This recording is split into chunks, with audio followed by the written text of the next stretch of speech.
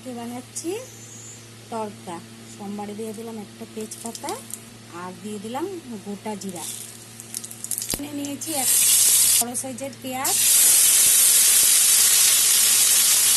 কাঁচা লঙ্কা, তার সাথে রসুনের কোয়া আর আদা ইঞ্চি পরিমাণ আদা দিয়েছি, সব একসাথে পেস্ট করে নিয়েছি। আর 10টা লঙ্কা, একটা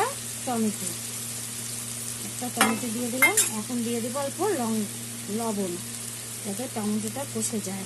1 চামচ জিরের গুঁড়া, 1 চামচ ধনে গুঁড়া, 1 চামচ লাল লঙ্কার গুঁড়া, 1 চামচ কাশ্মীরি লঙ্কার গুঁড়া, সব একসাথে আমি মশলা এখন কষাবো।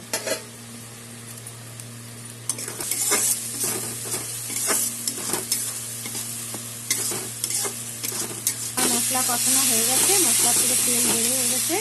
এখন আমি মুগ কলাইগুলো দিয়ে দিলাম। সিদ্ধ করা মুগ কলাই 100 গ্রাম নিয়েছি।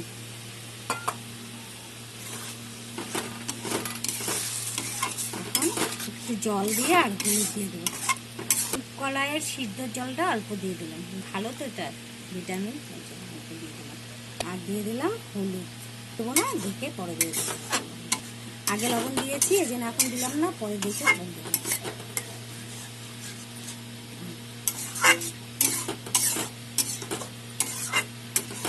আর তড়কা ফুটে এসেছে। এখন আমি অল্প লবণ দিয়ে দেবো, অল্প লবণ দিয়ে দিলাম। আর দিয়ে দিলাম ব্যালেন্সের জন্য অল্প চিনি, আর ডিমের ভুজিয়া, একটা ডিমের ভুজিয়া দিলাম।